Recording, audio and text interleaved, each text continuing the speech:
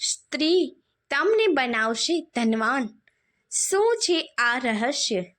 જય શ્રી કૃષ્ણ, જય માતાજી. મિત્રો, આજે આપણે એવી વાસ્તુશાસ્ત્રને લગતી માહિતી મેળવવાના છીએ કે તમે અત્યાર સુધી ક્યારેય આ માહિતી મેળવેલી નહીં હોય અને તમને એવું લાગશે કે વાસ્તુશાસ્ત્ર અને આ પ્રકારની પતિ પત્ની સાથે જોડાયેલી આ માહિતી કઈ રીતે અસરકારક રહે છે.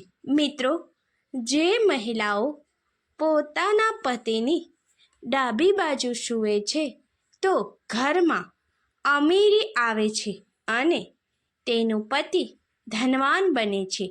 આમ તો આપણા શાસ્ત્રો પ્રમાણે એવું કહેવામાં આવે છે કે પત્ની એ પતિની અર્ધાંગિની છે, એટલે કે તે પતિનું અડધું અંગ છે.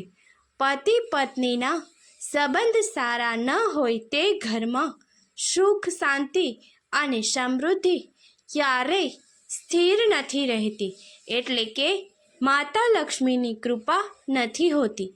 તેવા ઘરમાં કે તેની વિરુદ્ધમાં પતિ પત્નીના સારા સંબંધ છે, પતિ પત્ની ક્યારેય ઝઘડો નથી કરતા કે પછી તે લોકો વચ્ચે ક્યારેય મનભેદ નથી હોતા, તેવા ઘરમાં માતા લક્ષ્મીની કૃપા અપરંપાર હોય છે. પરંતુ જો તે પતિ પત્ની અમુક આવી ભૂલો કરે છે તો પણ તે ઘરમાં સુખ અને શાંતિ જળવાતી નથી. ધનવાન લોકો પણ ધીમે ધીમે ગરીબ થવા લાગે છે.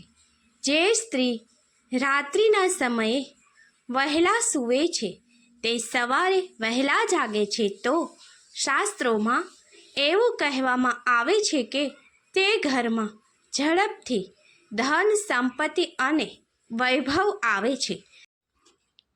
પરંતુ જો પતિની જમણી બાજુ સૂવે છે તે ઘરમાં પણ ધન ધીમે ધીમે ઓછું થવા લાગે છે. તો આજે અમે તમને આજના ધાર્મિક વાતમાં જણાવશું કે જે સ્ત્રીઓ પતિની ડાબી બાજુ સૂવે છે તો તેમના પતિને જલ્દીથી સફળતા મળે છે. તેઓ જ્યારે આવી રીતે સૂવે છે તો માની લો કે તમને ધનવાન બનતા કોઈ નહીં રોકી શકે.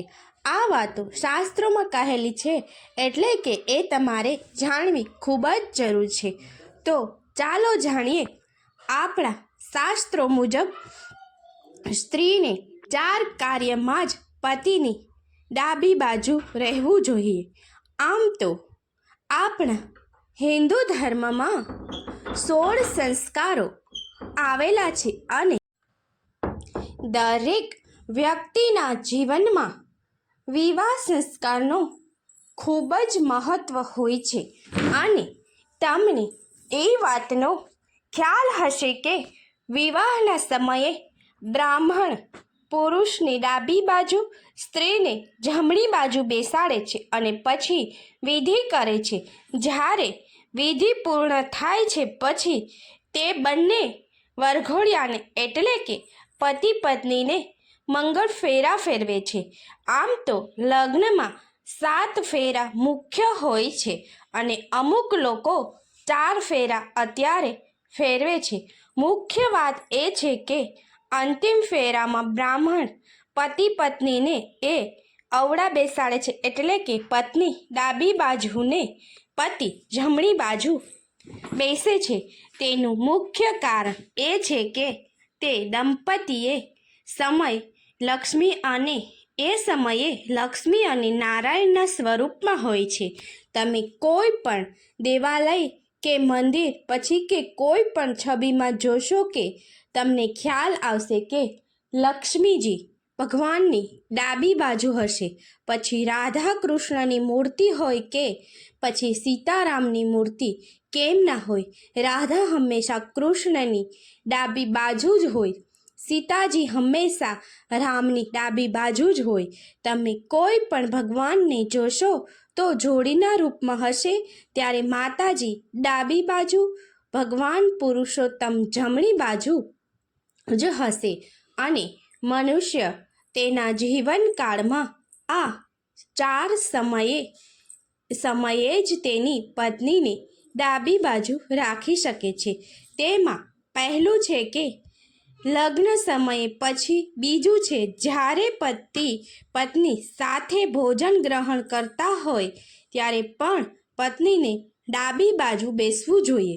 પછી જ્યારે પતિ પત્ની સૂતા હોય ત્યારે પત્નીને ડાબી બાજુ સૂવું જોઈએ. અને ચોથું છે જ્યારે પતિ પત્ની કોઈ શુભ કાર્ય કરી રહ્યા હોય, જેમ કે યજ્ઞ, હવન જેવા અનેક કાર્યોમાં સૌપ્રથમ પૂજા વિધિમાં બ્રાહ્મણ પત્નીને પતિના જમણી બાજુ બેસાડે છે, પણ અંતે એકવાર બ્રાહ્મણ દેવતા પતિ પત્નીની લક્ષ્મીનારાયણના રૂપમાં બેસવાનું કહે ત્યારે જ પત્નીને પતિની ડાબી બાજુ બેસવું જોઈએ.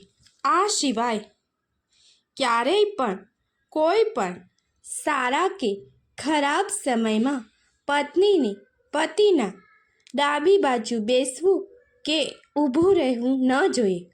આવું કરવાથી મનુષ્ય પોતાને ભગવાન માનવા લાગે છે, જે ખરેખર ખોટું છે. તેના લીધે મનુષ્યને નુકસાન ભોગવવાનો પણ વારો આવી શકે છે અને માતા લક્ષ્મી પણ ક્રોધિત થઈ શકે છે. એ સિવાય પણ શાસ્ત્રોમાં સ્ત્રીના સૂવા વિશે અનેક વાતો જણાવવામાં આવેલી છે, જેમ કે મોડી રાત્રે સૂવાવાળી સ્ત્રી ઘરનો વિનાશ કરે છે અને માતા લક્ષ્મી તેનાથી નારાજ થવા લાગે છે. અમુક માન્યતા અનુસાર કોઈ સ્ત્રી મોડે સુધી જાગે છે અને તો તેનો મતલબ એ છે કે તેના ઘરમાં પરેશાની આવી શકે છે. આથી કોઈ પણ સ્ત્રીને મોડી રાત સુધી ન જાગવું જોઈએ. આવું કરવાથી દોષ લાગે છે. જલ્દી એને સૂવું જોઈએ અને સવારે વહેલા જાગવું જોઈએ. ઘણી સ્ત્રીઓ આજકાલ આ પ્રકારની ભૂલ કરે છે. શહેરમાં વસતી સ્ત્રીઓ કે પછી આજકાલની યુવાન દીકરીઓ જે આપણા શાસ્ત્રોમાં નથી માનતી તેવી સ્ત્રીઓ સવારે જાગીને પવિત્ર થયા વગર, એટલે કે સ્નાન કર્યા વગર જ રસોડામાં પ્રવેશ કરે છે. તેવી મહિલાઓ ઘરને બરબાદ કરી દે છે. પરંતુ જે સ્ત્રી સવારે વહેલા જાગીને પવિત્ર થઈને તુલસી માતાનું પૂજન કરે છે, આરતી કરે છે, તેના અનેક દોષો દૂર થાય છે. સાથે સાથે તે પરિવારના સભ્યોના દોષ પણ દૂર થવા લાગે છે. અને જે સ્ત્રી આવું નથી કરતી તેને તો દોષ લાગે છે, પરંતુ તેના પરિવારના સભ્યોને પણ નુકસાન થાય છે. જ્યારે જે સ્ત્રી પવિત્ર હોય છે, પરિવારના લોકોને દોષમાંથી બચાવે છે, પાપ કરતા બચાવે છે, તેવી સ્ત્રીને અઢળક પુણ્યની પ્રાપ્તિ થાય છે. ત્યાર પછી ધર્મ અનુસાર તમે કોઈ પણ ધર્મમાં કેમ ન માનતા હોય, જેમ કે શ્રી કૃષ્ણમાં માનવાવાળા, સ્વામિનારાયણને માનવાવાળા, માતાજીમાં માનવાવાળા, મહાદેવ હનુમાનજીને માનવાવાળા વગેરે વગેરે લોકો ભગવાન માતાજીને માનતા જ હોય છે. પણ જો તે ઘરની સ્ત્રી વધારે સમય સૂવામાં કાઢે છે તો તે ઘરમાં રાહુ, કેતુ અને શનિની દ્રષ્ટિ પડે છે, જે ઘરમાં અનેક પ્રકારની સમસ્યાઓ ઉત્પન્ન થવા લાગે છે. એથી સ્ત્રીઓએ આવું ન કરવું જોઈએ. જે સ્ત્રી હંમેશા વધારે સમય સૂવામાં કાઢે છે, જે સ્ત્રી ઘરના કામ નથી કરતી કે પછી બીજા કામ નથી કરતી અને સૂવામાં જ પોતાના સમય પસાર કરે છે, ધીમે ધીમે તે આળસુ બનવા લાગે છે. તેનો સ્વભાવ પણ ચીડિયો થવા લાગે છે, જેથી તે કોઈ બીજા સાથે હળી મળીને નથી રહી શકતી. તેના પરિવારના સભ્ય પણ ચિંતિતમાં રહેવા લાગે છે. તે ઉપરાંત દેવી દેવતાઓ પણ ક્રોધિત થવા લાગે છે. એટલે થોડા સમય માટે સૂવું જોઈએ. વધારે સમય સૂવાથી પણ ધનની હાનિ, અનેક પ્રકારની બીમારીઓ અને સમસ્યાઓ ઉત્પન્ન થાય છે. ત્યાર પછી જ છે કે જ્યારે આપણે સૂવા માટે પલંગ ઉપર જઈએ છીએ ત્યારે નકારાત્મક ઉર્જાથી ભરેલી વાતો ન કરવી જોઈએ. આવું કરવાથી નકારાત્મક ઉર્જા આવે છે અને આપણું મન પણ નકારાત્મક વિચારો જ કરવા લાગે છે. તમને સપનામાં પણ એવા ખરાબ દ્રશ્ય જોવા મળે છે. સૂતી વખતે મનમાં સારા વિચારો કરવા જોઈએ. ભગવાનની પ્રાર્થના કરવી જોઈએ, જેથી કરીને મન શુદ્ધ બને અને વિચારો પણ સારા આવે, જેથી ઊંઘ પણ જલ્દીથી પૂર્ણ થાય અને સવારે વહેલા જાગી શકાય. જો આવું કરવામાં આવે તો ભગવાન પણ આપની મદદ કરે છે અને વ્યક્તિને જલ્દી સફળતા પ્રાપ્ત થવા લાગે છે. ત્યારબાદ છે કે પવિત્ર દિવસોમાં મોડું ન ઉઠવું જોઈએ, કારણ કે ઘરમાં ભયંકર દોષ અને બરબાદીનું વાતાવરણ બની શકે છે. મંગળવાર, શનિવાર, એકાદશી, પૂનમ, અમાસ કે પછી એવા ધાર્મિક દિવસોના સમયમાં મોડું ન ઉઠવું જોઈએ. જેમ બને તેમ જલ્દી ઉઠવાની કોશિશ કરવી જોઈએ. આ સમય આપણો વિનાશ કરી શકે છે. શાસ્ત્રોમાં પણ બતાવવામાં આવ્યું છે કે આ દિવસોમાં મોડા ઉઠવાથી કેટલાક દોષ વ્યક્તિ ઉપર લાગે છે, જે વ્યક્તિને બરબાદ કરે છે.